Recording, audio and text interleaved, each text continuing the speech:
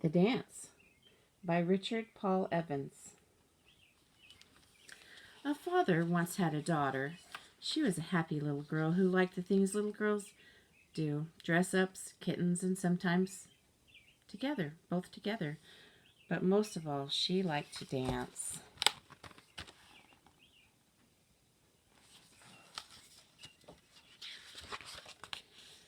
Nearly every day she would jump and spin in the thick wild grass near the edge of the yard where the tall meadow flowers grew.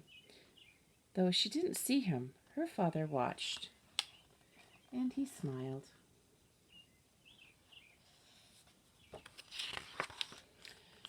When the girl was old enough to go to school, she danced in the Thanksgiving play, dressed as an ear of corn.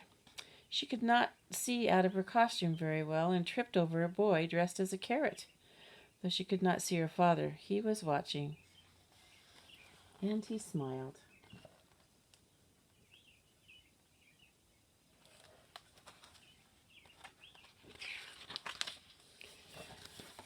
When the girl was a little older, she took dancing lessons. She wore a pink tutu and soft leather ballet slippers.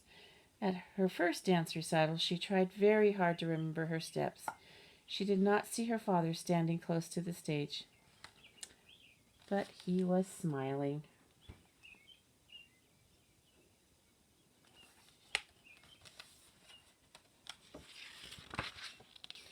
A few years later, the girl became a graceful ballerina.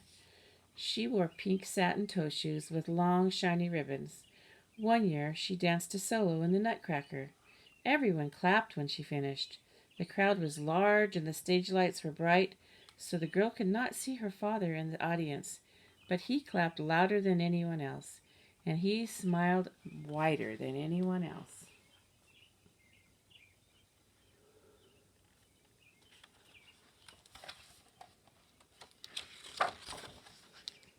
The girl grew into a young woman.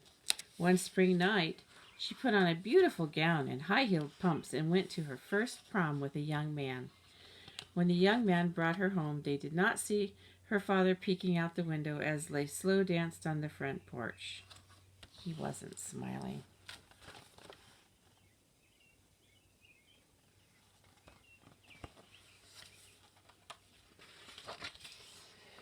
The young woman fell in love with the young man, and they soon decided to marry. At the end of the wedding days, she waltzed with her father. Then the father gave his girl's hand to the young man and left the dance floor. As the young woman gazed into her new husband's eyes, she did not see her father watching from the side of the room. Though the father's eyes were moist, he smiled.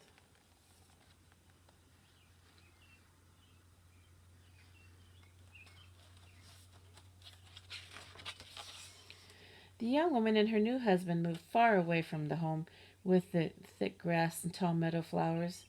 Whenever he missed his daughter, the father would take out an old shoebox filled with photographs of her dancing, and he looked at the pictures. He remembered each dance, and he smiled.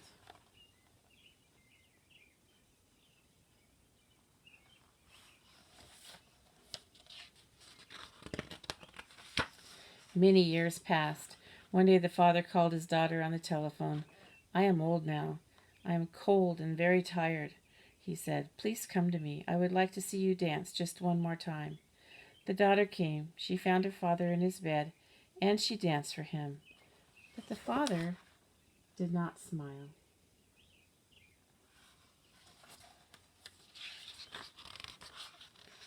"I cannot see you," he said. "My eyes are not much good. Dance close to the bed so that I can hear your feet." The woman walked close to the bed, then she jumped and spun as she had as a little girl. And the father smiled.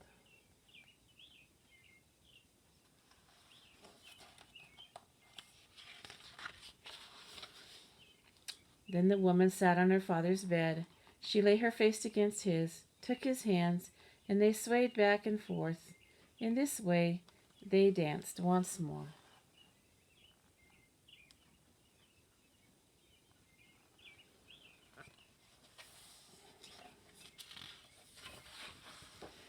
"I have danced many times," the woman whispered into her father's ear. in many places and for many people, but I have always danced for you. How can I ever dance again?" She buried her head in her father's chest. But her father shook his head. "You must never stop dancing," he said, "for though you will not see me, whenever you dance, I will be watching."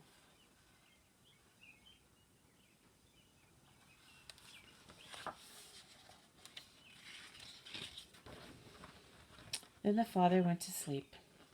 As the daughter sadly left his side, she stopped at the doorway and looked back once more at the father she loved. And then she danced.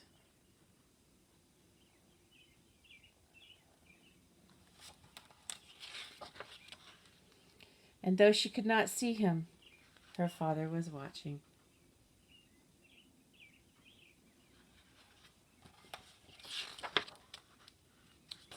And he smiled.